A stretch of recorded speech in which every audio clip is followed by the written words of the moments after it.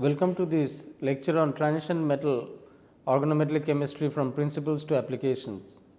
In our last lecture, we were discussing about various characterization techniques that are employed for characterizing transition metal carbene complexes, and in that regard what we had seen that various methods including that of X-ray diffraction as well as IR, Raman and carbon 13 NMR were extensively used in characterizing transition metal carbene complexes.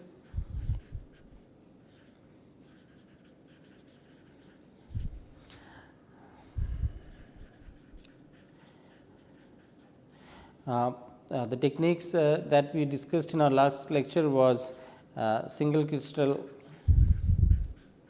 X-ray diffraction, then IR, Raman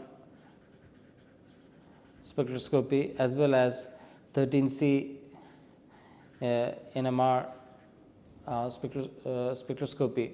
And what we had seen that these techniques are extremely good at characterizing various transition metal carbene complexes of both types, that is the Fischer and the Strock types. X-ray gives a clear idea as to the transition metal carbene bond lengths, which would be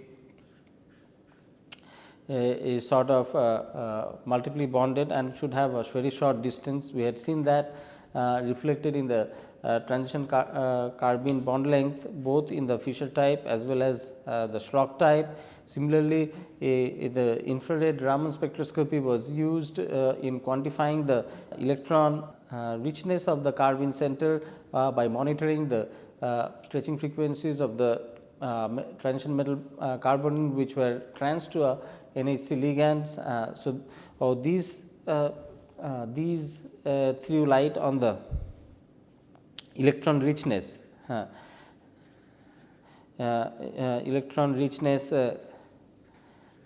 of CR2 moiety bound to a transition metal.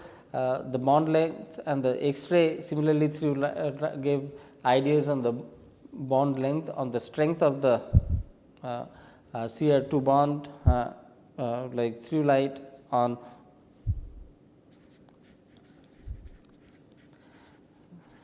of CR2 transition metal CR2 bond that we had seen in terms of that being multiply bonded and shorter bond length. Similarly, we had also looked at the chemical shift in the carbon NMR, which was widespread. Chemical shift of carbon NMR was widespread, and that did not provide any indication as to the reactivity of the type of the carbenes that are studied. So, of these three, even though the carbon 13 could characterize these moieties, but they did not provide any insight onto what kind of reactivity these carbene moiety would exhibit depending on the chemical shift. Whereas IR or Raman studies clearly gave a method for quantification of the electron richness of the carbonic center as well as X-ray diffraction study by looking at the metal carbene bond length were also able to give insight as to the strength of this metal carbene bond as to with the multiple bond nature of this metal carbene bond leading to its greater strength.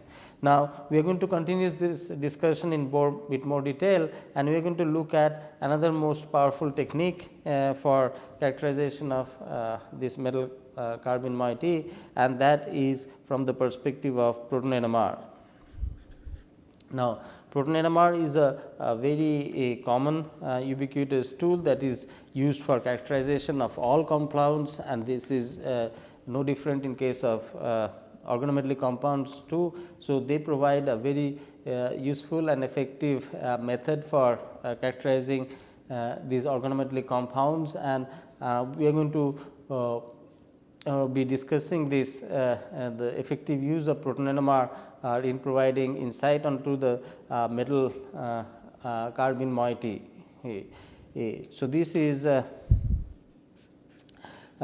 from the perspective of how does proton NMR can be effectively used for characterizing metal carbene complexes. For example, proton NMR give the proof of multiply bonded nature of metal carbene moiety as well as multiply bonded nature of CX double bond character.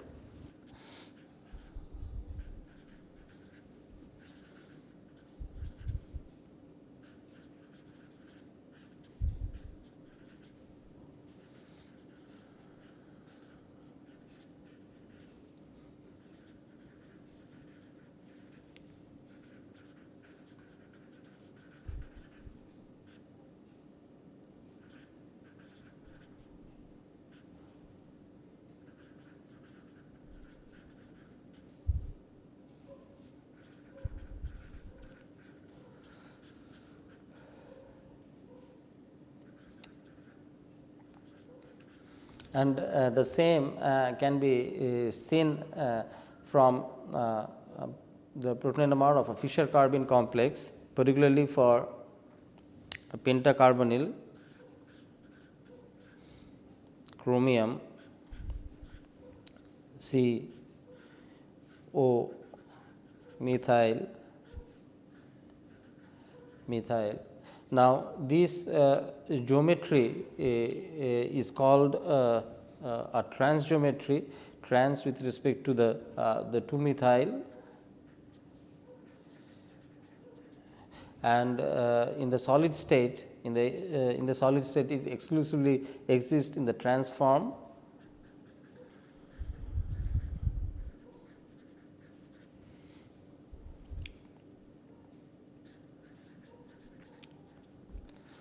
Transform prevail, and as a result, if one were to record proton NMR of these compounds, there are two methyl resonances, two types of methyl resonances. One is methyl, another is OMe, and for OMe there is only a single resonance in the trans form, whereas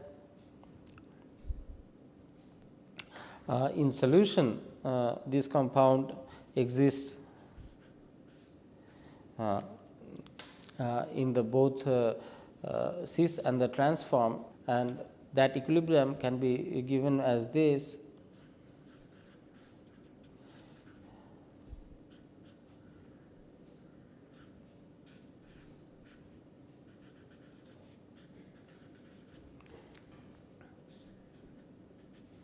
Now, this is the cis form. So, in solution at minus 40 degree centigrade, both cis and trans forms exist, and as a result there are 4 proton NMR signals, resulting in 4 proton NMR signals.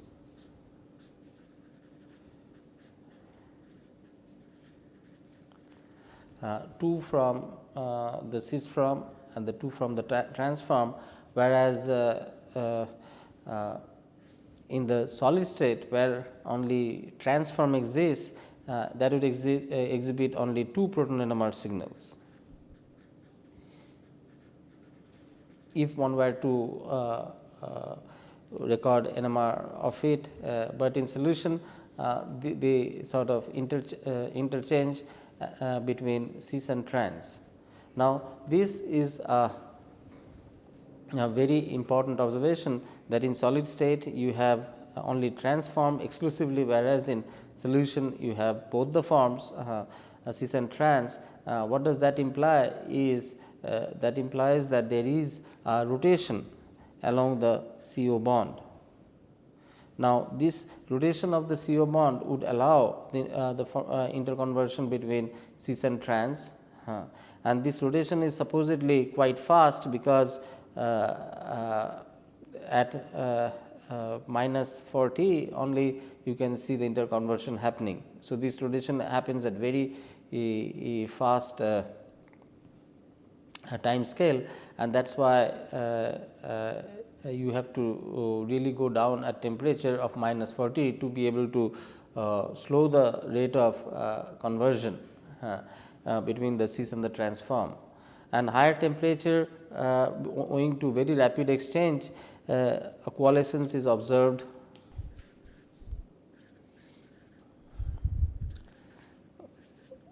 Coalescence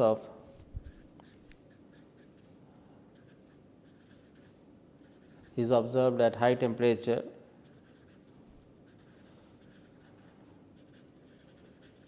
and one can sort of estimate the activation barrier for this exchange, which is about 52 kilojoule per mole for the rotation along the CO bond, for the rotation along CO bond. So, what it Proton NMR provides a useful insight in terms of the ability of the CO bond to rotate by looking at the spectroscopic signature, and this is something which is unique to Proton NMR spectroscopy and can not be observed by other spectroscopic method that we had discussed in the last lecture. So, let us sort of study this rotation in a bit more detail. For example, in the nitrogen analog or variant of this Fischer carbene complex,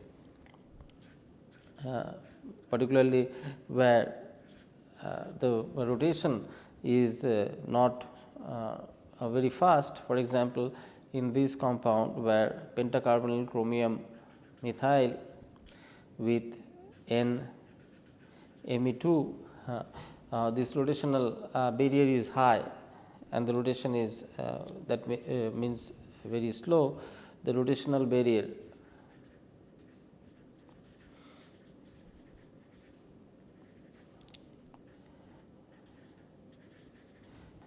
as a result, these methyl groups are non-equivalent,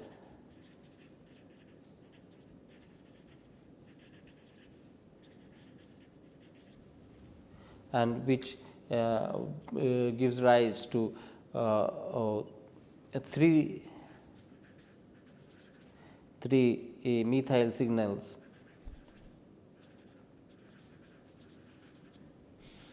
at room temperature. So, these three comes from one of these and two of the N methyl. All three are inequivalent because the rotational barrier is high, and that leads to observation of three different signals at room temperature.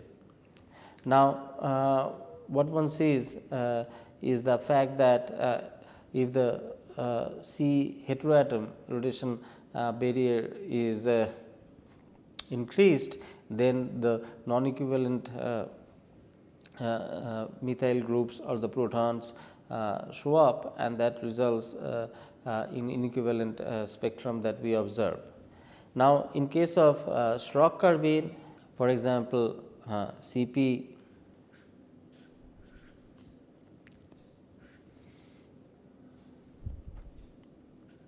tantalum,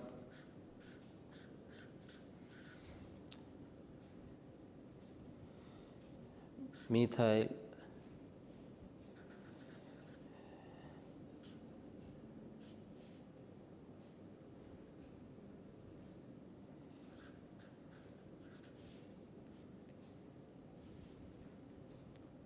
complex. Okay.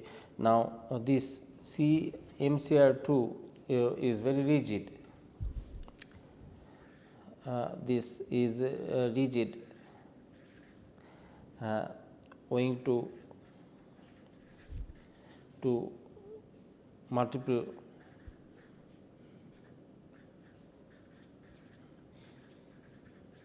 bonding nature. As a result, non-equivalent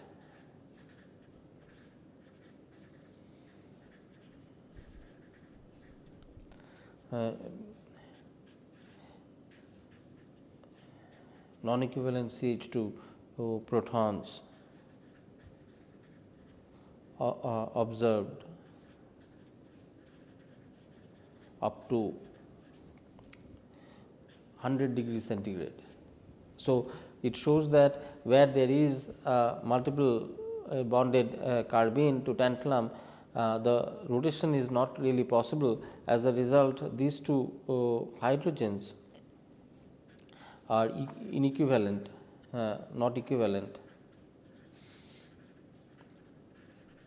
and this can be observed from proton NMR, and this non-equivalency exists up to a very high temperature of 100 degree centigrade. So, what we are seeing that proton NMR is providing some extremely useful insight about the dynamics of these carbene compounds in solution, particularly with respect to the metal heteroatom rotation, or with respect to the metal carbonic carbon rotation by looking at the equivalence or non-equivalent nature of the substituents on the carbonic carbon or of that on the heteroatom. So, this it provides a very useful method for getting an insight on the dynamics of these transition metal organometallic complexes using proton NMR spectroscopy. Now, with that we are going to move on to another important aspect of transition metal carbene chemistry, and this is with regard to reactivity of transition metal carbene complexes. Now, as mentioned in our previous discussion, that transition metal carbene complexes can be classified into two types: Fischer carbene as well as the Schrock carbenes, and both of these carbenes have metal carbene multiple bonding character, and however, their interaction with the metal is different. For example, for Fischer carbene, it is a singlet carbene species which interact with the transition metal, whereas for the Schrock carbene, a triplet carbenic species interact with the transition metal using the same or similar metal to ligand and ligand to metal kind of bonding. Now, our analysis of transition metal carbene interaction, we had seen that owing to this type of metal ligand metal type of bonding that occurs for singlet Fischer carbene as well as for triplet Schrock carbene, there is a significant amount of difference in reactivity observed for these complexes, and they kind of behave in a very different fashion because of their different reactivity that arise because of their different way of interacting with the transition metal. Now, in this few minutes now, we are going to look at some of the examples of differential reactivity that this Fischer and Schrock carbene exhibit. For example, Fischer carbene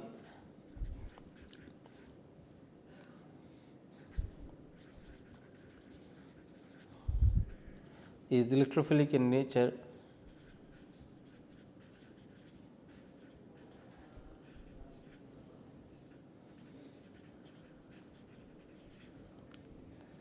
and reacts with a variety of nucleophiles.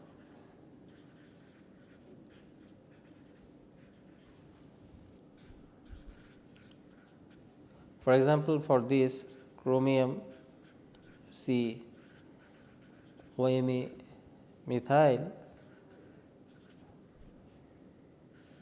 reacting with C2 H5 NH2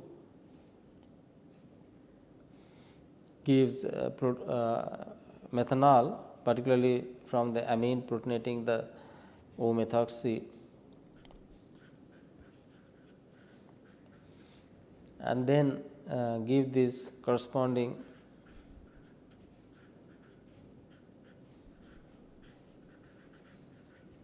CNH C2H5 carbene complex. So, what we see over here that O methoxy has been protonated by this amine to release methanol, and this complex of the Fischer carbene is observed.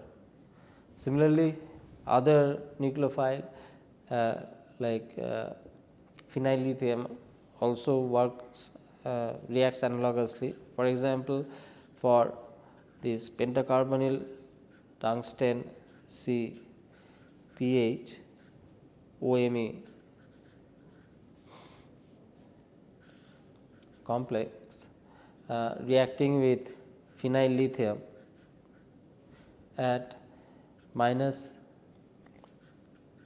78 degrees centigrade undergoes the attack of the phenyl moiety onto the positive carbon side to give the transition state something like pentacarbonyl tungsten C pH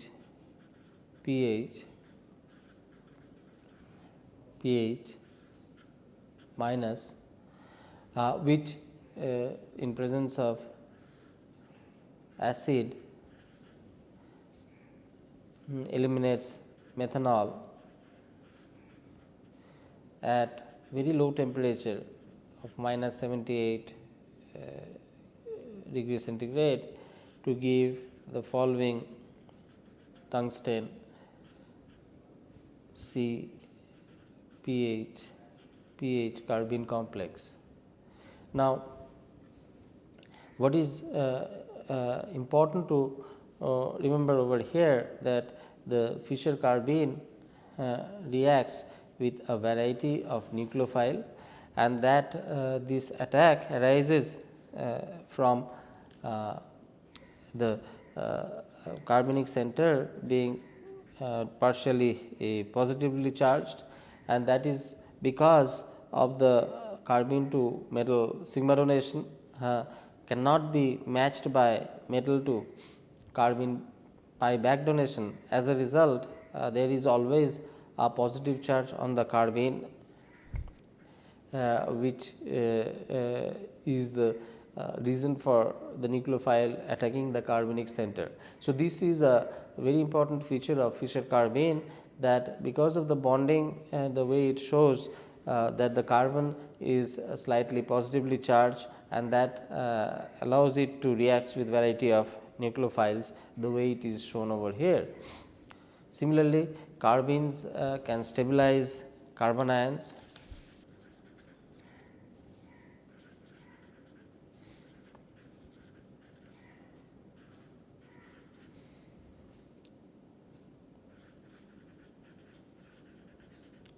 Carbon ion formed upon deprotonation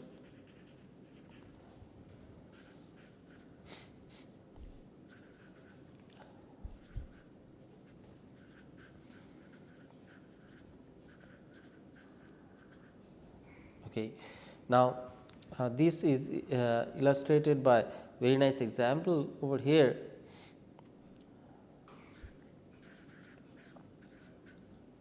CO5 chromium C OMe methyl in presence of base CH3ONA and deuterated methanol CH3OD, what is observed that formation of CO5 chromium COMe CD3 is formed, which indicates that there is accumulation of deuterium at this methyl moiety, and that happens because this methyl gets deprotonated to make a carbanion which is stabilized by the carbene moiety, for example, in presence of a base.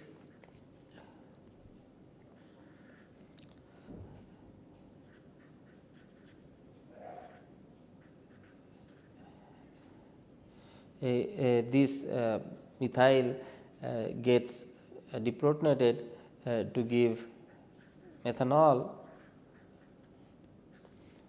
and the corresponding carbanion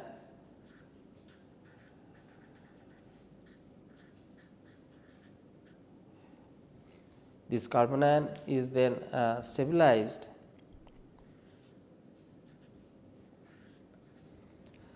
by resonance to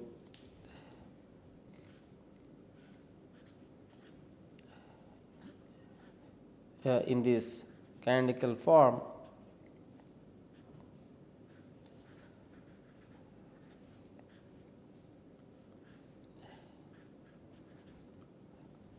and this, when treated with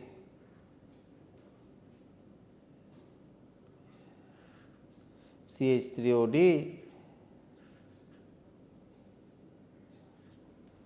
he protonates or puts deuterium on this methyl moiety, and after several such species it gives CdO3.